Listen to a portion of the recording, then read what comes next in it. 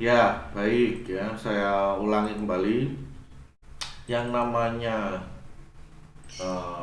atau materi minggu lalu kita sudah membahas tentang cara melakukan proses kritik secara formal ya.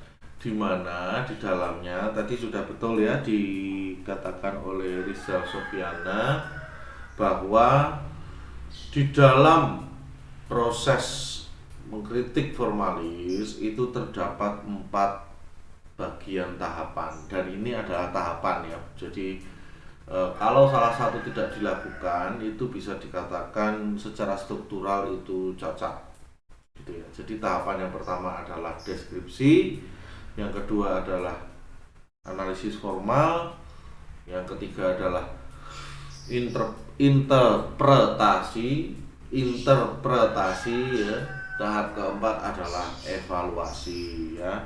Tadi sudah dijawab oleh Alia bahwa deskripsi itu ya, saya sedikit dibenarkan ya, saya sedikit membenarkan bahwa deskripsi itu adalah sebuah fenomena saat si kritikus itu melihat karya secara visual, secara keseluruhan ya, melihat karya secara visual, secara keseluruhan.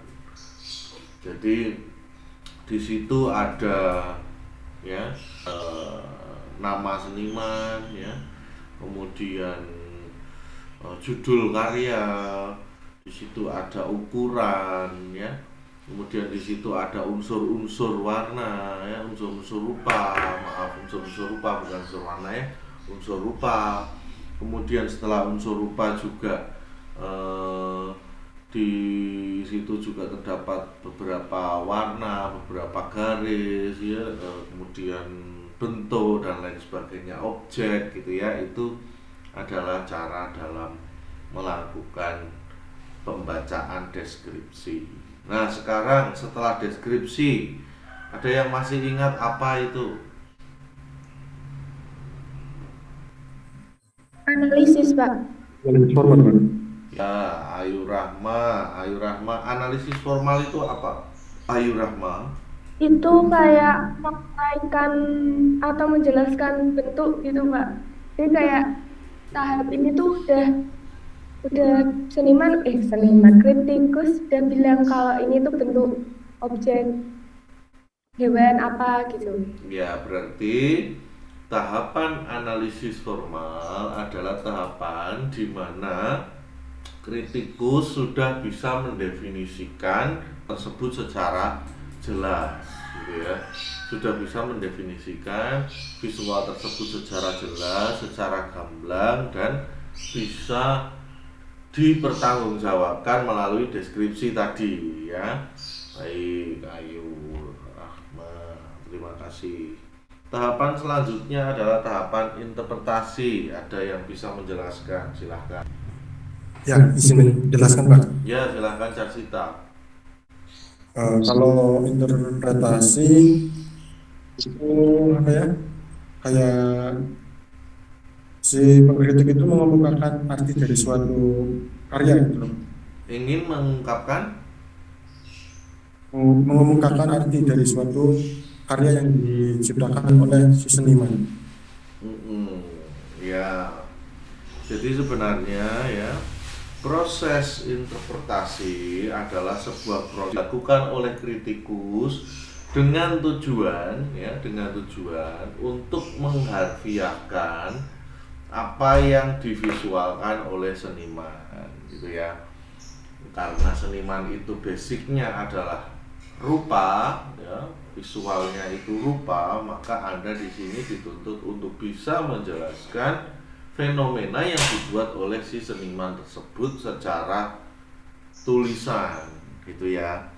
Nah, di tahapan ini ya, di tahapan ini ada sebuah polemik, Saudara. Ada sebuah polemik sebelum saya bertanya ke evaluasi ya. Ada sebuah polemik. Ya, terima kasih ya Casita tadi jawabannya. Polemiknya Benar. adalah ketika Anda seorang kritikus dan melihat karya seorang perupa yang tidak bisa Anda secara harfiah.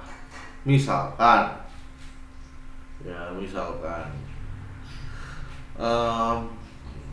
kata-kata dari ini gambar yang bisa Anda jelaskan dari ekspresi ini. Yang paling tepat untuk menjelaskan ekspresi ini apa? Ada yang bisa menjelaskan ini ekspresi apa? Yang paling tepat sekali.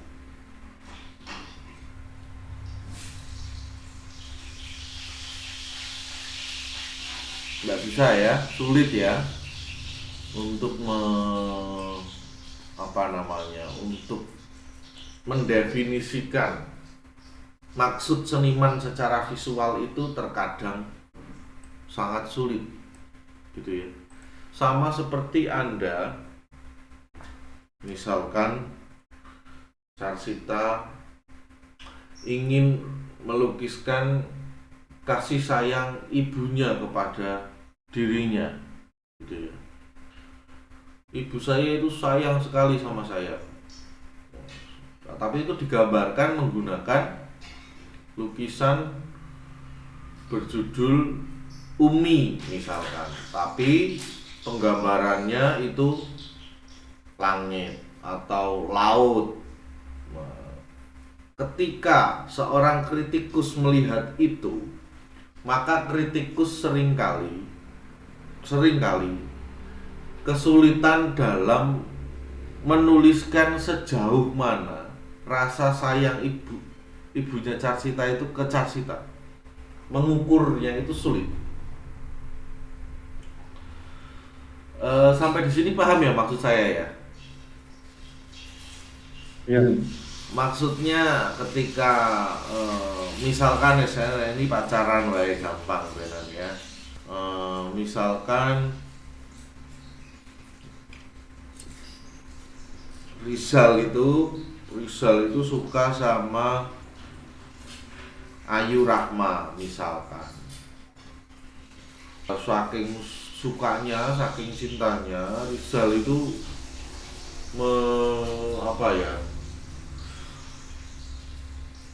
melukiskan si Ayu Rahma ini, dilukis. Ketika ditanya, Zal, kamu cinta enggak sama Ayu? Cinta banget Pak. Wah, cinta banget itu katanya. Tapi kata-kata cinta banget itu sebenarnya secara bahasa formal itu sulit untuk dibahasakan. Sejauh mana sih cintanya itu sebenarnya itu diukurnya itu sejauh mana dari sudut pandang visual ya. Bukan dari kata-katanya si Rizal itu. Ketika si Rizal itu melukis si Ayu, cintanya Rizal ke Ayu itu bisa diukur enggak kira-kira? Tidak bisa, Pak. Nah, tidak bisa. Nah, sebagai seorang kritikus, Anda harus bisa menyampaikan sejauh mana cintanya si Rizal sama ke Ayu. Kira-kira caranya gimana?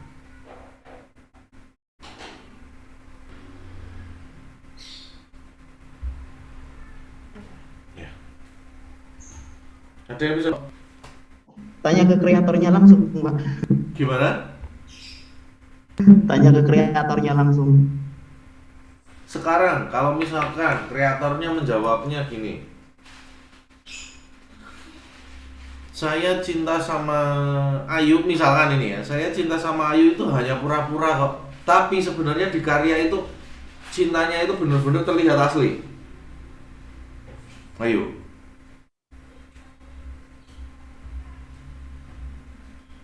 Jangan lupa ya, seniman itu adalah seorang yang memamerkan sekaligus menyembunyikan sesuatu. Seniman itu sukanya gitu. Jadi mereka itu sukanya memamerkan, tapi mereka itu menyembunyikan. Di balik pameran itu ada sesuatu apa gitu, mereka sembunyikan. Nah, biasanya kalau kita tahu yang disembunyikan mereka apa, itu mereka senang. Nah, salah satu tugas kritikus adalah itu. Nah, jadi kalau kalian mendengarkan lagunya Iwan Fals ya, lagunya Iwan Fals untuk memperlihatkan betapa sayangnya seorang ibu, Iwan Fals itu membuat sebuah syair, sebuah puisi ya. Ibuku sayang masih terus berjalan walau tapak kaki penuh darah penuh nanah. Maksudnya ibuku itu terus nyayangi keluarganya meskipun hidupnya sendiri susah, udah penuh darah, nanahnya banyak kakinya, tapi tetap selalu menafkahi atau tetap merawat keluarganya. Nah, ada seorang kritikus nanti itu diwajibkan untuk memahami istilah-istilah seni dan juga majas, metafora ya, untuk menjelaskan sesuatu yang tidak Anda pahami atau bukan tidak Anda pahami, untuk menjelaskan sesuatu yang sulit dipahami oleh pembaca. Anda patut membuat metafora ya, atau membuat contoh kasusnya ya. Jadi tidak harus Rizal itu menjelaskan secara jelentrengan semuanya, tidak perlu. Tapi Rizal hanya perlu mencontohkan dengan kejadian yang lain gitu ya. Misalkan lukisan Rizal untuk Ayu ini dibuat sangat hati-hati. Rasa cinta mereka seperti Adam dan Hawa. Itu sebenarnya tidak perlu menjelaskan cintanya itu sebesar apa atau apa. Hanya perlu dibandingkan. Akhirnya mereka udah tahu. Oh, maksudnya itu cinta soal proses penciptaan dan lain sebagainya. Paham ya kira-kira ya? Jadi jika ada sebuah karya yang harus Anda tulis ya, tapi tulisan tersebut seringkali sulit untuk pembaca dan sulit Anda metaforakan ya, apa yang harus Anda lakukan?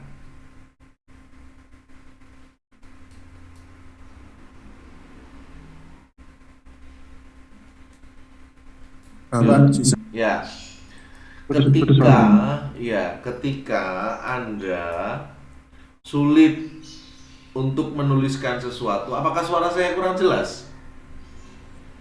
Jelas Pak, jelas. Jelas ya.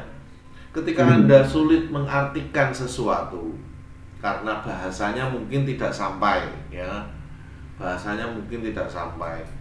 Misalkan Anda ingin melukiskan indah, tapi lebih indah dari indah dan sangat indah dari indah misalkan. Nah, Anda harus menuliskannya dengan apa? Untuk menjelaskan fenomena tersebut. Ada yang bisa menjawab? Tadi sudah saya kasih clue.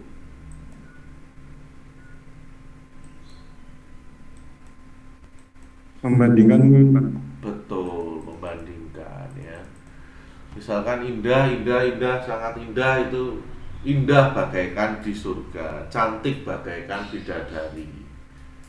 Gitu ya. Anda bisa melakukan proses atau menuliskan proses metafor atau bukan membandingkan. Dia membandingkan sih sebenarnya, tapi metafor itu lebih ke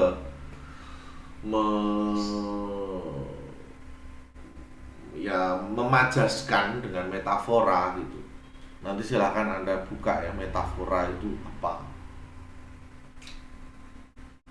Ya kira-kira seperti itulah. Nah, kemudian proses yang keempat adalah proses evaluasi. Ada yang masih ingat proses evaluasi itu apa? Izin menjawab Pak. Sebentar, siapa ini? Lutfi Pak. Ya, Lutfi. Baik Pak, seingat saya yang kemarin disampaikan itu bahwa evaluasi itu adalah tahap di mana kritikus menilai karya yang disampaikan oleh seniman, Pak. Iya. Gitu. Jadi evaluasi adalah tahapan di mana kritikus memberikan nilai dari karya seniman ya. Nilai itu bisa bagus, bisa 50, bisa 100, bisa 70 ya, bisa 1 juta, bisa 500 juta. Itu nilai. Ya, jadi nilai adalah suatu tatanan di mana prosesnya adalah bentuk penghargaan. Nilai adalah bentuk penghargaan kepada sesuatu, bentuk penghargaan, bentuk apresiasi atau bentuk penilaian. Ya, terima kasih Lutfi. Ada lagi yang bisa menjelaskan dimensi evaluasi itu apa saja? Izin menjawab, Pak. Siapa namanya? Trisanti. Trisanti. Ya silahkan Trisanti. Jadi evaluasi itu yang tadi dikatakan Lutfi, penilaian dan penentuan kualitas suatu karya itu. Bisa dengan cara membandingkan karya. Ya. Oh gitu satu. Penentuan Baik. kualitas. Yang lain. Izin menjawab, Trisanti Pak. tadi udah jawab ya? Iya, Pak, penentuan kualitas. Ya, baik. Pembandingan kualitas yang lain. Ada lagi selain Siti Trisanti. Musliha izin menjawab, Pak. Siti Musliha. Siti Musliha silakan. Ya, tadi pertanyaannya dimensi yang dinilai ya Pak ya? Iya. Evaluasi bagaimana iya, cara melakukannya ya. Evaluasi itu biasanya menilai dari segi orisinalitas, teknik, dan juga kesejarahan Pak. Ya, bisa dari sisi orisinalitas. Maksudnya sisi orisinalitas itu apa, Siti Musliha? Orisinalitas itu lebih kepada karya itu benar-benar hasil dari seniman itu sendiri dan mencerminkan ciri khasnya mungkin seperti itu Pak. Ya, kemudian kalau dari sisi kesejarahan, Kesejarahan itu bisa dari mungkin kayak filosofinya itu dari apa gitu. ya maksudnya kesejarahan itu ya karya tersebut mencerminkan pola-pola atau bentuk kehidupan yang dulu pernah terjadi secara faktual ya. Dulu pernah terjadi secara nyata kemudian dilukiskan. Nah, itu namanya mencerminkan kesejarahan. Dan kemudian ada lagi secara teknis. Secara teknis itu ya seperti kalau Anda menggambar binatang itu, kalau kakinya itu besar satu, yang satu lebih kecil, nah itu berarti secara teknis kurang baik jika itu Anda harus menggambar realis. Tapi jika itu surrealis, maka yang secara yang tangannya yang lebih besar tadi itu dimaksudkan apa? Kalau tidak ada maksud apa-apa, berarti itu adalah karya yang secara teknis jelek dan lain sebagainya. Begitu ya. Paham ya berarti ya sampai di sini ya. Saya anggap Anda semuanya sudah paham sampai di sini. Kemudian saya akan menjelaskan proses mengapresiasi. Ya, tadi Anda sudah melakukan atau memahami proses mengkritik secara formal ya. Nah, sekarang saya ingin Anda memahami apa itu proses apresiasi ya. Proses apresiasi itu ya proses menilai atau menghargai karya seseorang. Nah, di dalam proses apresiasi apa aspek? Ya, aspek proses apresiasi ya itu sebenarnya sebelum Anda melakukan kritik, Anda dipersilahkan atau diwajibkan sebenarnya adalah melakukan proses apresiasi dulu. Ya. Apa yang Anda rasakan ketika melihat karya tersebut? Nah, itu aspek yang pertama. Anda harus tahu dulu, harus bisa merasakan dulu apa yang Anda rasakan ketika melihat karya tersebut. Itu dulu. Ya, apakah responnya positif? Responnya saya sangat ketakutan, itu berarti negatif. Saya sangat ingin sekali berkarya setelah melihat ini, berarti positif. Itu respon, ya, respon. Otak manusia itu kan bisa merespon sesuatu, ya. Ketika kamu melihat sesuatu, suka atau tidak suka, semangat atau tidak semangat, dan lain sebagainya. Itu adalah proses aspek pertama. Aspek yang kedua adalah terkomunikasikan dari karya tersebut ke Anda. Ya, yang pertama kan respon. Setelah melihat karya ini saya jadi respon. Yang kedua, setelah melihat karya itu kira-kira secara tidak langsung, ya maksudnya bukan secara tidak langsung ya, secara tidak usah Anda kritik formalis, itu kira-kira mau ngomongin apa, itu kira-kira Anda tulis dulu di situ. Anda buat kira-kiranya dulu, positif atau negatif. Ya. Kemudian Anda harus melihat objektivitas. Maksudnya Anda perlu mewawancarai seniman terlebih dahulu. Ya, ketika ditanya, Mas, Pak, bagaimana karya ini? Atau bagaimana sih proses pembuatan karya ini? Misalkan senimannya mengatakan, oh saya itu bertapa selama sebulan, nah, itu berarti dampaknya atau diskusinya adalah diskusi negatif, berarti dia tidak logis dan lain sebagainya. Kemudian secara positif, oh berarti seniman tersebut sabar gitu. Kemudian aspek selanjutnya adalah aspek perbandingan. Anda membandingkan bagaimana karya ini jika dibandingkan dengan karya lain yang sekelas. Nah, itu dilihat dulu. Jadi Anda harus punya pembanding. Nah, yang kelima baru menghakimi. Perlukah kita menghakimi karya seniman? Perlukah kita mengkritisi? Oh, ternyata ada pembandingnya. Oh, ternyata senimannya objektif. Oh, ternyata secara komunikasi karyanya sangat komunikatif. Oh, secara merespon karya tersebut. Berarti ini akan menarik jika saya tulis. Ini akan menarik jika saya buat sebuah kritik seni. Maka proses penghakiman itu menjadi perlu. Sampai di sini ada yang ingin ditanyakan? Harusnya sih ada. Atau masih ada yang belum paham? Akan saya jelaskan satu kali lagi.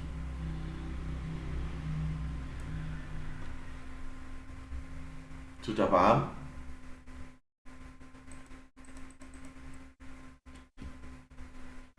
Ada yang belum paham?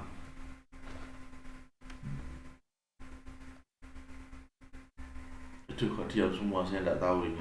Yang objektivitas, Pak. Yang statement seniman itu. Tapi Alia paham ya, maksudnya tabel apresiasi itu untuk apa, paham ya?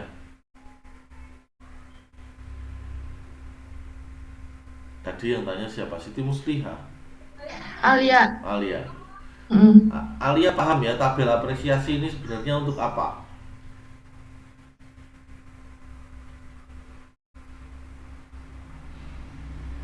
Ya, jadi gini. Anda melihat karya nih. Anda ngelihat karya. Kemudian semua karya bisa dikritik. Betul, semua karya bisa ditulis, semua karya bisa dikritik. Betul, itu sangat betul. Tapi persoalannya adalah apakah karya itu menarik atau tidak untuk dikritik, kan gitu. Ya, apakah karya ini tuh punya urgensi untuk dikritik? Atau jangan-jangan karya ini nggak penting banget sebenarnya dikritik, nggak ada hubungannya apapun untuk dikritik, itu nggak menarik gitu. Buat apa saya mengkritik? Nah gitu ya, maksudnya karya tersebut tidak menarik untuk dikritik. Nah gitu. Atau karya tersebut sangat menarik untuk dikritik. Itu dengan cara Anda mengidentifikasinya menggunakan tabel apresiasi. Ya. Nah, objektivitas itu yang dimaksudkan adalah seniman itu dalam berkarya itu objektif atau tidak. Misalkan seniman tersebut berkaryanya itu begini. Ketika ditanya objektivitas seniman dalam berkarya itu apa sih? Saya pengen tanya dulu. Objektivitas seniman dalam berkarya itu ketika seniman dikatakan apa?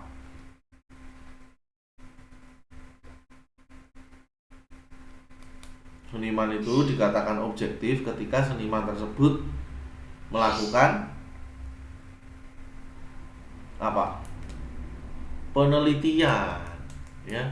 Melakukan penelitian, meskipun cara penelitian seniman itu berbeda dengan cara penelitian akademis, ya.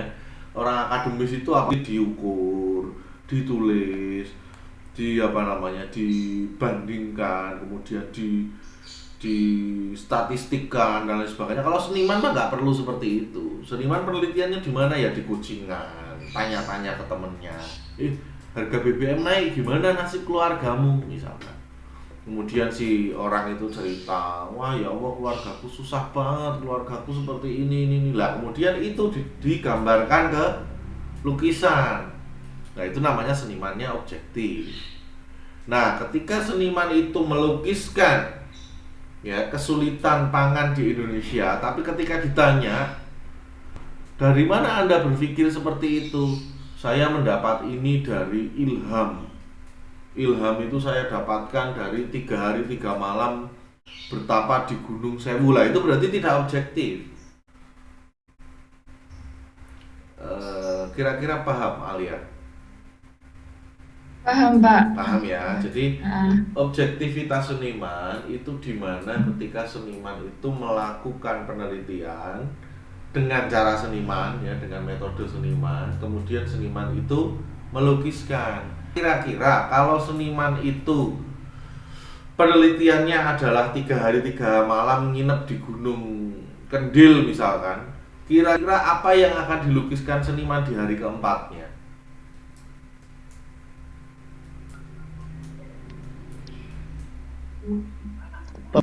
Pepohonan bisa. Apalagi Mungkin Makhluk halus. makhluk halus bisa. Apalagi Mungkin langit atau sungai gitu, Pak. langit, sungai, nomor togel dan lain sebagainya itu mungkin ya. Jadi sudah paham ya maksud saya ya, di titik mana objektivitas ya. Ada yang belum paham lagi yang lain?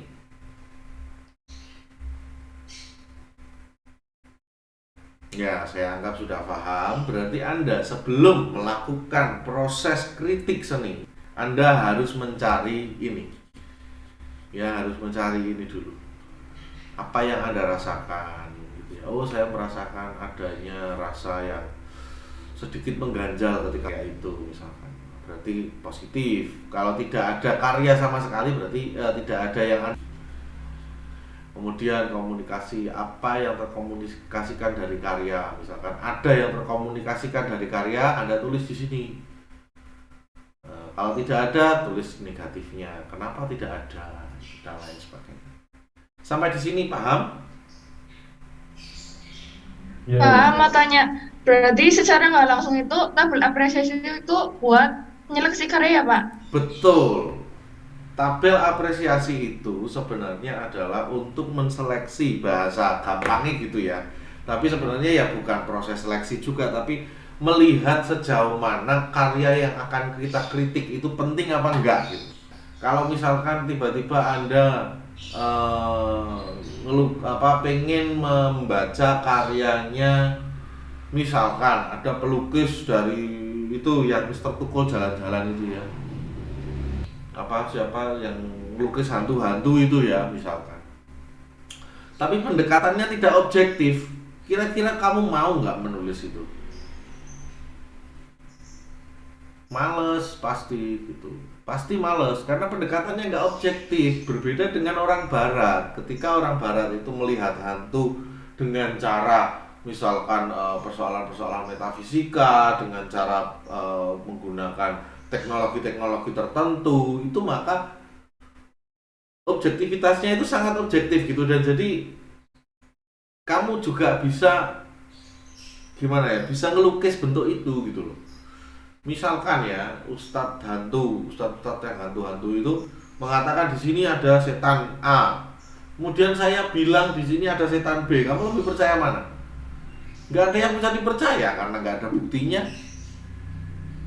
Kemudian dia melukis itu untuk menguatkan bukti tersebut, untuk menguatkan seolah-olah dia bisa melihat, padahal mungkin saja dia ngapalin itu gambar, cuma makanya matanya ditutup, dia hafal proses menggambarnya seperti apa itu, dia udah hafal gitu. Dan itu dipelajari dulu sama teman saya, dan itu terjadi, bener-bener bisa gambar realis banget, dan itu hafalan gitu.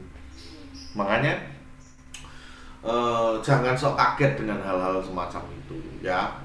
Nah, ini semua adalah tabel agar Anda semua bisa menyeleksi atau memilih karya yang mana yang patut dan layak untuk dikritik, yaitu dengan cara mengapresiasi.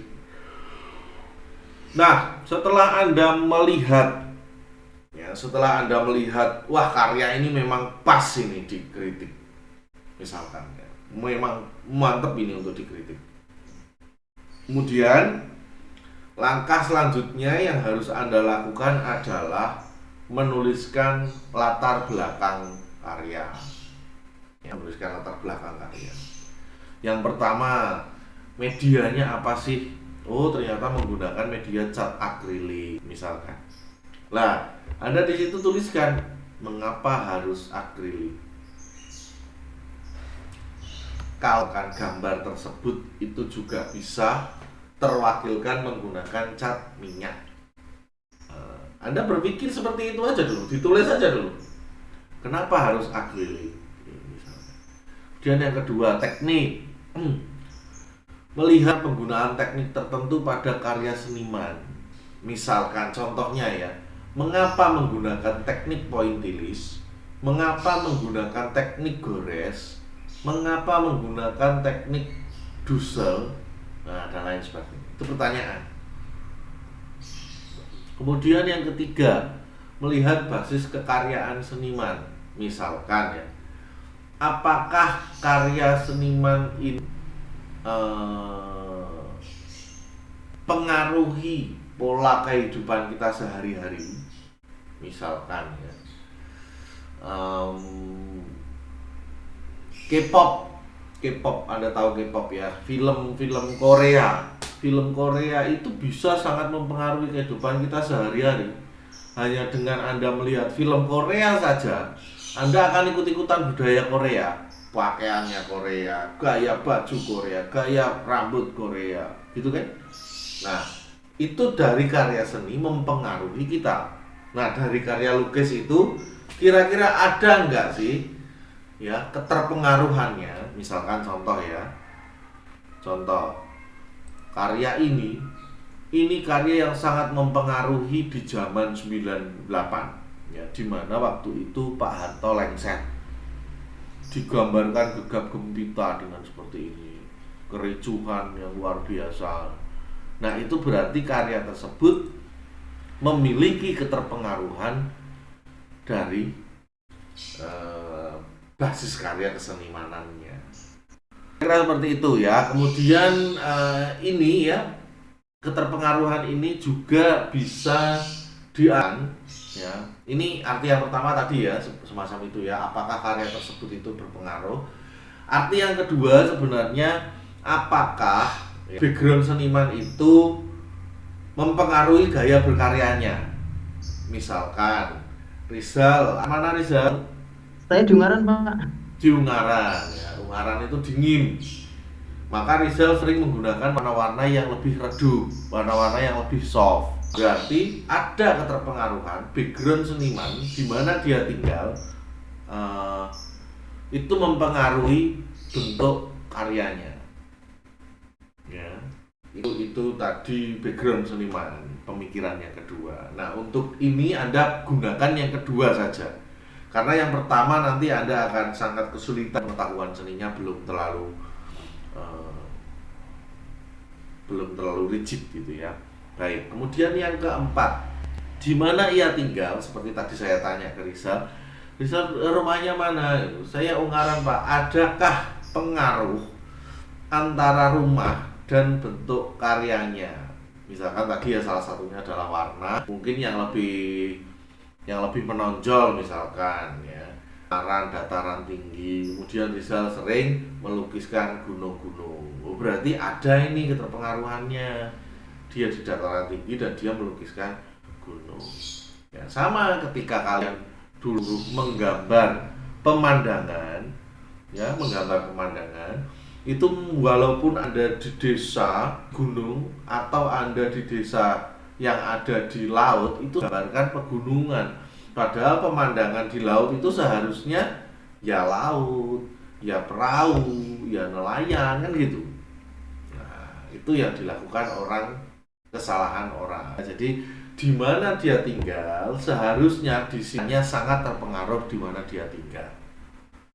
Kemudian yang kelima, adakah gaya tertentu? Misalkan ada seorang seniman yang memiliki karakter-karakter tertentu ya, misalkan dengan cara menggambarkan menggunakan teknik brushstroke misalkan, atau gambarkan dengan bentuk-bentuk tertentu. Misalkan karakter lukisannya itu pasti ada orang yang seperti main sandiwara, seperti opera, ada putih-putihnya di mukanya misalnya.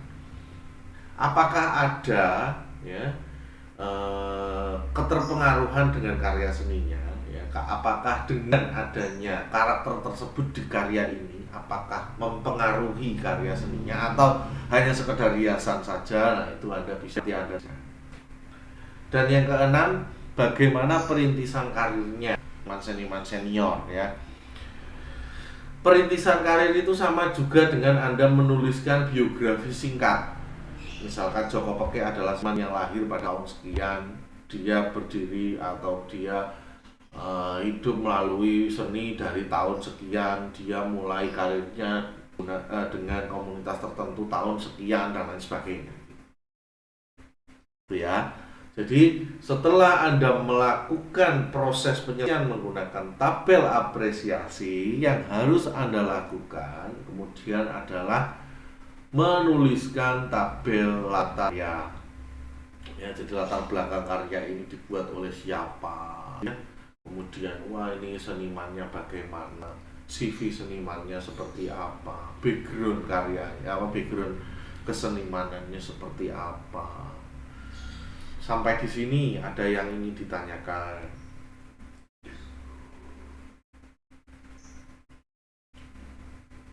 Paham?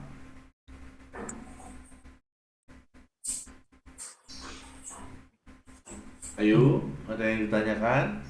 Paham semuanya ya?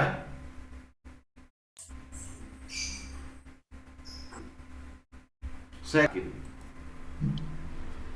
Izin bertanya Pak. Ya, silakan. Lalu untuk fungsi dari tabel latar belakang karya ini sendiri bagaimana ya Pak? Ya, dalam pembuatan sesuatu yang saya taruh di sini itu pasti ada gunanya. Cuman kalian mungkin belum tahu ya. Maksudnya akan menyeleksi ya. Yang atas ini kan untuk menyeleksi karya, sejauh mana sih karya itu penting atau tidak itu. Sebenarnya tabel latar belakang karya ini akan sangat Anda gunakan ya. Akan sangat Anda gunakan dalam kritik nanti. Ya. Media teknik, background seniman, di mana ia tinggal, adakah gaya tertentu dan bagaimana perintisannya.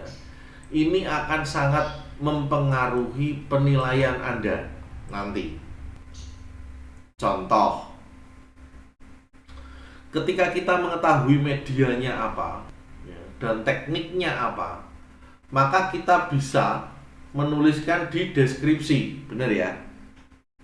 Itu hanya dari tahu saja itu kita bisa menuliskan di deskripsi. Nah, Ketika kita tahu itu mengapa melukis menggunakan cat akrilik misalkan ya, atau kenapa seniman itu melukis menggunakan cat misalkan cat minyak, kenapa? Oh, ternyata di tahun itu belum ada cat akrilik untuk melukis, hanya ada cat akrilik untuk ngecat tembok misalkan. Jadi karya tersebut tidak akan aman. Oh, berarti tahun kuno. Nah, itu sangat berhubungan. Gitu. Jadi pertanyaan-pertanyaan ini sebenarnya pertanyaan yang nantinya akan sangat berkaitan, akan bisa digunakan untuk mengulik sebenarnya, mengulik sejauh mana karya itu bisa dikritik. Jadi ketika Anda mengkritik karya itu kan akhirnya kan jadi tidak hanya membahas karya itu toh kan. Kalau Anda hanya membahas karya itu toh, betapa membosankannya kritik seni. Gitu kan? Yang Anda ingat di sini adalah seniman itu memamerkan sekaligus menyembunyikan. Jadi Anda semua yang nanti belajar kritik seni di sini minta untuk jadi detektif. Ya. Jadi penting sekali mengetahui kenapa ini harus akrilik. Kenapa ini menggunakan teknik pointillis? Misalkan, oh kenapa menggunakan teknik pointillis?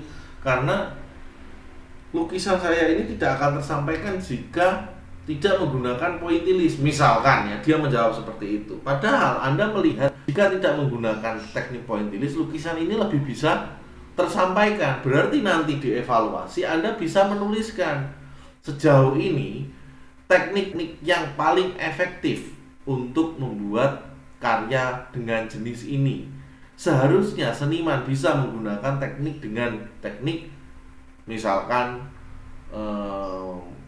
brush stroke, misalkan dengan teknik yang lain gitu. Paham ya Mas? Jadi sebenarnya ini tuh untuk modal kalian. Untuk modal kalian biar bisa menghakimi secara menelisik. Menghakimi secara menelisik. Misalkan saya ingin tanya sekarang. Saya ingin tanya dulu. Semuanya boleh menjawab. Ada seorang ibu-ibu mencuri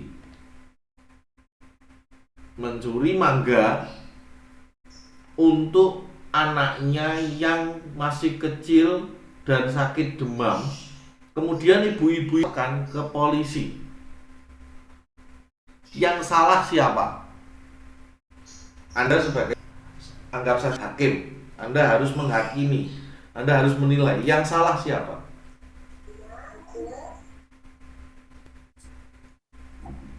Ibunya, Pak. Ibunya. Yang salah ibunya. Loh, dalam hukum yang salah ibunya, Pak. Ibu-ibu, Pak. Lah, permasalahan hukum itu yang dipermasalahkan ibunya. Padahal kan ibunya itu kan pengennya kan ngasih makan anaknya yang sakit. Harusnya bilang ke orang yang punya, Pak. Izin dulu, Pak. Ya, silakan. Ayo jawab semua, enggak apa-apa, sembarang. Pokoknya. Seharusnya ibunya izin dulu, Pak. Seharusnya ibunya izin dulu. Iya, buat anaknya. Seharusnya Anda tanya lebih lanjut dulu. Ya, sebentar ya.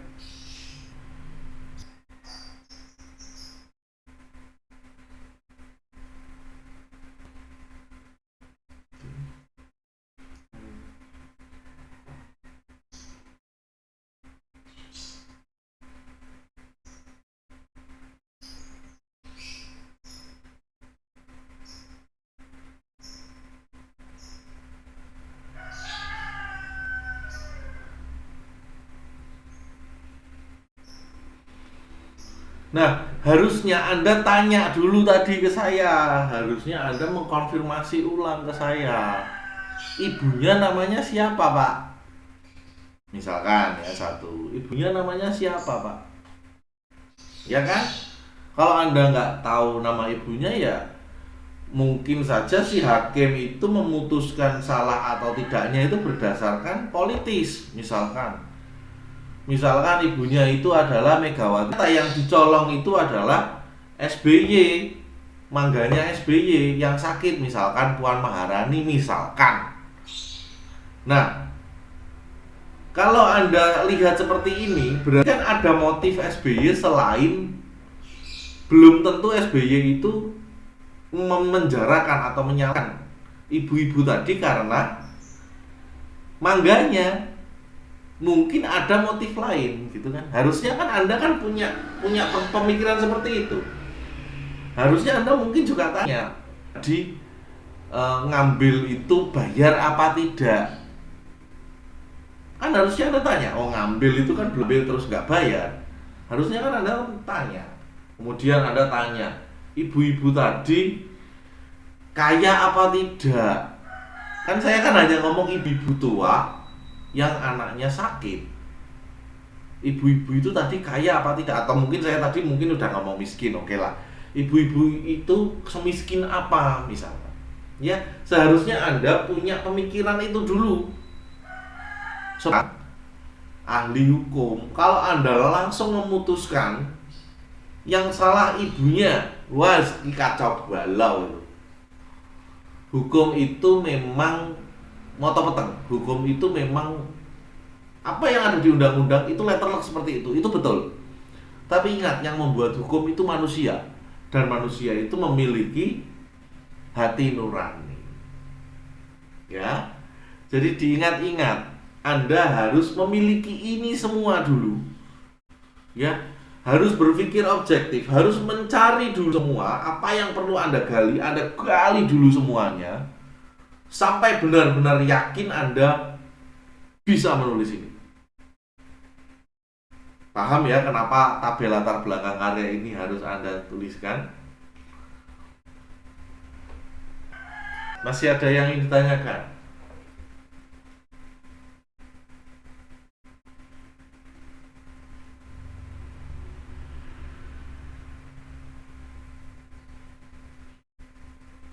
Ayo, tanya. Ada lagi? Nah, jadi apa itu fungsi tabel latar belakang karya?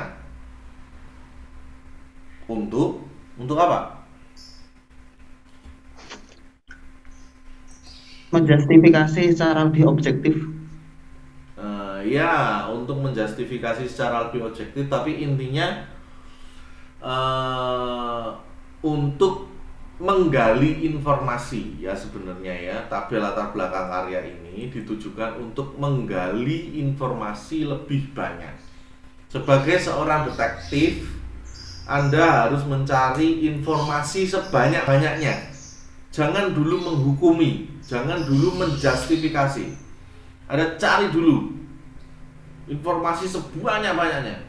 Ketika sudah punya informasi yang tepat, langsung Anda bisa menjustifikasi. Sampai di sini paham? Bisa dipahami. Bisa dipahami ya, baik. Nah, kemudian ini contoh-contoh karya, nantilah gampang.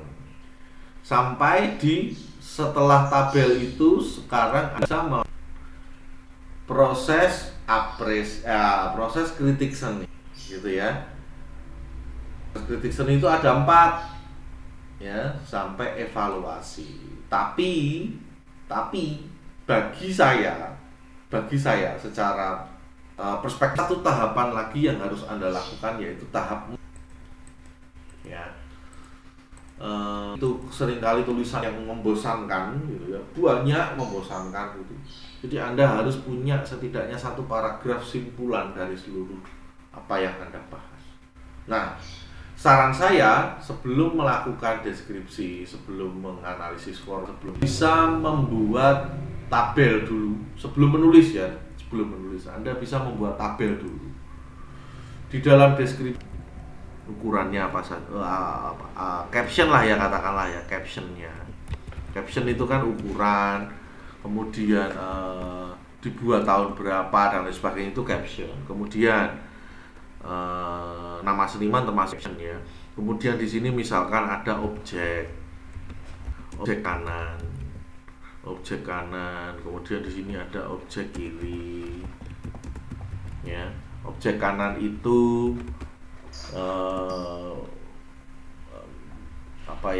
dibalut dengan warna merah, misalkan. Objek kiri dibalut dengan warna hijau, ya. Objek kanan dan objek kanan dibalut dengan warna merah. Kemudian lagi di sini ditulis, kemudian pada bagian atasnya putih, misalkan, ya. Atasnya putih, kemudian bentuknya dan lain sebagainya. Maka nanti di sini Anda tulis titik kanan ini adalah laki akan mengenakan jas atau baju merah. Maka diinterpretasi, ya, yang ini 2, berarti di sini ya interpretasinya. Laki simbol pekerja, ya kan? Gundul, laki-laki gundul kan, ini kan bentuknya lingkaran itu gundul, laki-laki gundul di sini. Itu pekerja, gundul itu simbol kerakyatan, misalkan. Kemudian kalau di sini Anda menuliskan berwarna coklat tua, berarti di sini laki tersebut kulitnya sawo matang. Di sini berarti artinya orang tersebut sering terkena panas, misalkan gitu ya. Kemudian laki-laki bekerja, gundul, kerakyatan, merah itu simbol sosial. Kemudian PDIP. Diinterpretasikan gitu, ya. Kemudian yang keempat di sini saling bersatu. Kemudian di sini ada apalagi backgroundnya, misalkan, dan lain sebagainya. Ini Anda tuliskan di sini. Anda tuliskan di sini. Setelah Anda tuliskan di sini secara keseluruhan, ya mungkin kelihatannya ini seperti kecil, tapi ketika Anda menuliskan semua ini, ya, Anda membuat tabel ini, kalau Anda benar-benar teliti, itu Anda mungkin bisa sampai 5 halaman membuat poin-poin ini. Kalau Anda benar-benar sangat teliti, itu Anda bisa sampai 5 halaman kalau memang kontennya juga banyak visual. Nah, dievaluasi, ternyata laki-laki dan perempuan itu adalah PDIP dan PKB. Secara bentuk seperti apa Anda menuliskan, ya. Satu itu bentuk teknik, ya, atau teknik. Kemudian yang kedua itu adalah analisa kesejarahan, atau yang ketiga analisa orisinalitas. Gitu, saudara. Sampai di sini paham? Nah, ini untuk karya yang ini sih. Ini untuk karya ini.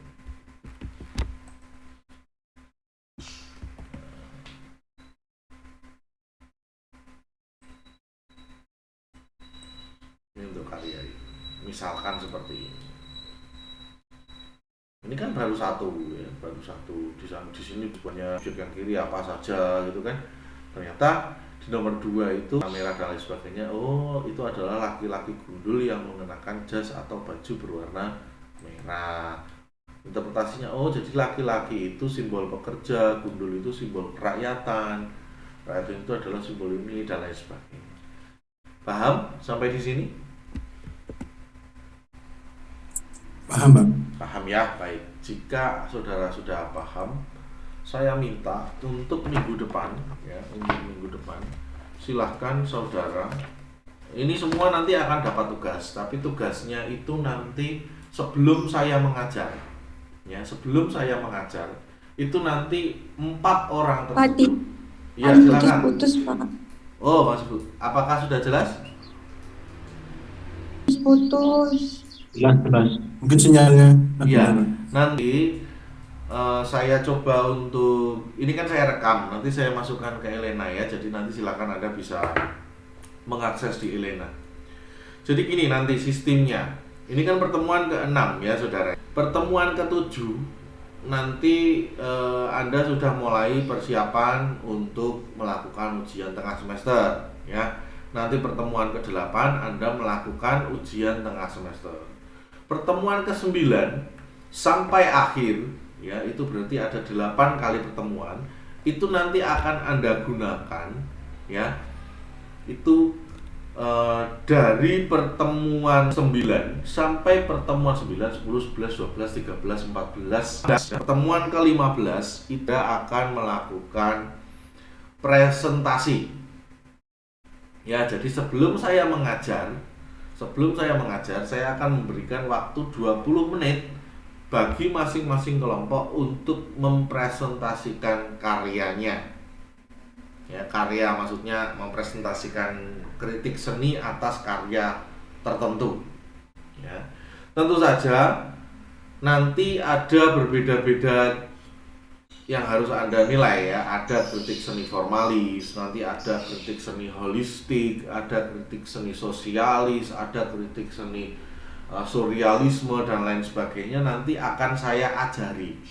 Jadi nanti Anda hanya akan melakukan mempresentasikan atau apa yang saya sudah katakan ya, atau yang saya sudah sampaikan. Nah ini kan saya baru menyampaikan kritik seni formalis ya. Kritik formalis itu kan deskripsi, analisis formal, interpretasi, dan evaluasi secara formal. Nah jadi ini nanti Anda akan akan dimintai untuk menjelaskan sebuah karya yang Anda nanti pilih sendiri. Kemudian karya tersebut harus Anda presentasikan menurut kelompok Anda. Itu satu kelompok saja dulu.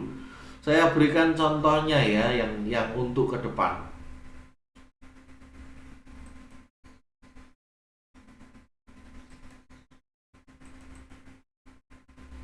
Aduh lemot, cukup lemot laptop saya. Saya contohkan sebentar.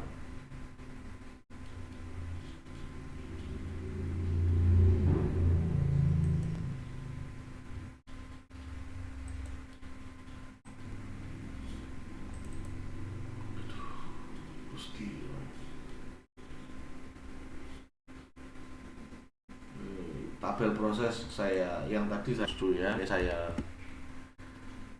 save, kemudian saya close dulu, kemudian ini saya screen ya. Nanti ada yang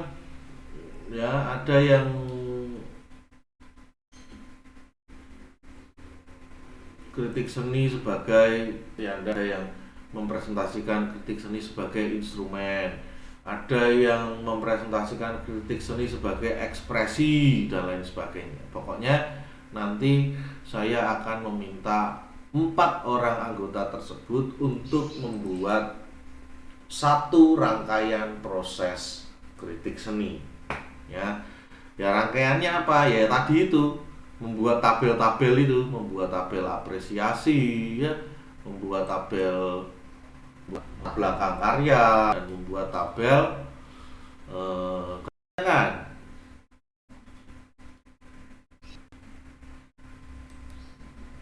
Ya silakan.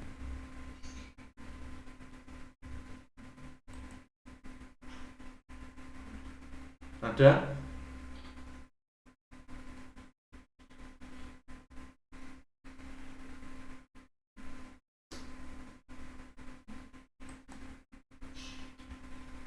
Ada yang ditanyakan?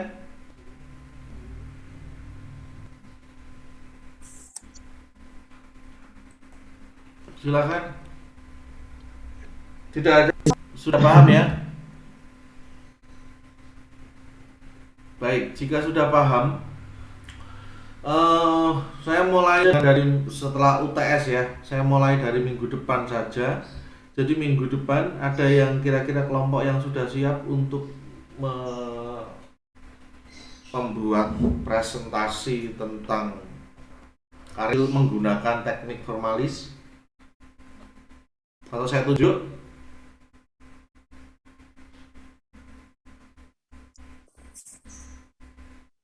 Saya tunjuk. Pak, kelompoknya menurut esensi apa? Iya, tadi sudah saya bacakan di awal. Oh, iya Pak. Tadi sudah saya bacakan di awal. Jaria, Eva Nugraini, Mas Kurofik, Reza Mukti itu kelompok pertama ya. Kelompok kedua 5 sampai 8 ya. Kelompok ketiga 9 sampai 12. Kelompok 13 sampai 9 sampai 12, betul, 13 sampai 16. Kelompok ke-5 17 sampai 20, 21 sampai 24. Kelompok ke-7 25 sampai 29 ya. Ada 7 kelompok. Ada 7 kelompok. Nah, sekarang kira-kira tidak yang mau mempresentasikan untuk minggu depan satu karya, terserah karya dari ditanya atau mungkin mencari sendiri, silahkan. Anda bisa mencari sumbernya, kemudian untuk tabel-tabel itu kan, kalau memang Anda tidak menemukan, Anda boleh menelisik, boleh mencari-cari, dicari kecenderungan apa kok dia bisa menjawab seperti ini. Oh, ternyata dia itu orangnya, rumahnya di daerah sini, ini berarti tinggi datarannya. Nah, gitu. Harus berperan menjadi detektif di sini. Ya. Di kelompok 1 sanggup minggu depan? Pak, izin menyampaikan. Ya, silakan. Ya, ini kan untuk kelompok dari beberapa MK itu kan kelompoknya sama semua. Kalau bisa untuk MK ini kelompoknya jangan sama Pak, soalnya udah banyak kelompokan yang anak-anak itu terus. Jadi bisa berkembang. Lebih variatif gitu ya. Iya. Kalau seperti itu, saya juga sebenarnya saya tidak apa. Yang penting itu nanti saya segera mendapatkan data kelompoknya nanti sore. Iya. Atau Ya, sekarang bisa. kita bahas sekarang. Wah, waktunya sudah habis. Malah sudah habis ya. Padahal ini ada tugas untuk kelompok yang pertama. Ya mungkin bisa diberikan dulu untuk kelompok saja, bisa soal bisa diberi pertama. Oke, berarti nanti sore silahkan untuk untuk saya di WhatsApp grup ya. Nanti silakan setelah Anda kirimkan ke WhatsApp grup, nanti saya yang nomori. Oh, ini kelompok 1, ini kelompok 2 gitu. Nanti biar dibagi sendiri aja nggak apa-apa. Oh gitu, kalau misalkan gitu nggak apa-apa gitu ya, memang ada yang ikhlas untuk dipertahankan. Oke, sip. Ya, berarti nanti saya tunggu ya sore ya, Carsita. Oke Pak. Ya. Iya. Ada pertanyaan lagi?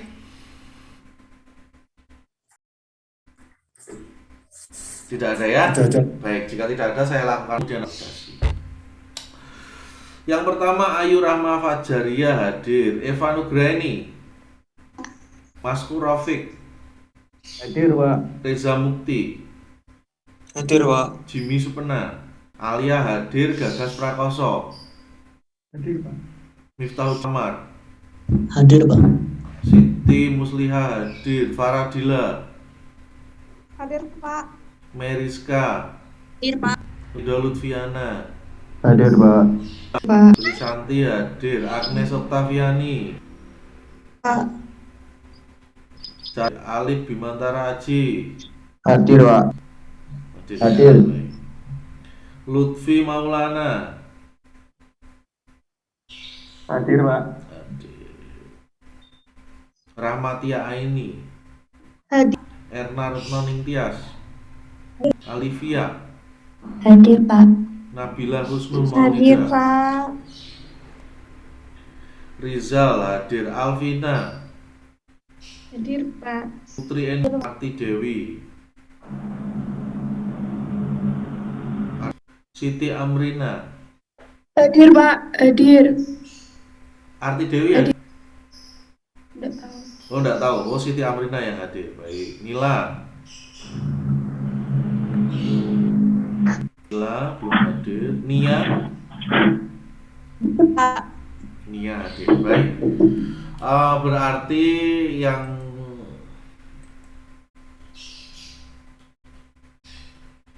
Berarti yang apa namanya, yang tidak hadir, yang belum hadir, saya ulangi ya. Arti Dewi, Nila Setianingsih. Baik, jika tidak ada lagi yang ditanyakan sampai di sini. Oh, Nila hadir ya, Nila hadir. Ya, baik. Ya, baik. Saya akhiri dulu sampai di sini. Iya, sudah saya presensi, sudah. Ya. Saya akhiri dulu ya hari ini. Nanti silakan Anda untuk melanjutkan dengan diskusi dengan teman-teman, membagi kelompok, bisa bagi level ya. Yang lemah di teori, ada yang lemah di pencarian data, ada yang lemah di mana, kira-kira adil lah gitu ya, sebisa mungkin seperti itu. Ya, tadi membagi kelompok itu hanya sekedar agar kalian lebih random. Baik, saya akhiri dulu sampai di sini. Selamat pagi. Wassalamualaikum warahmatullahi wabarakatuh. Terima kasih, Pak.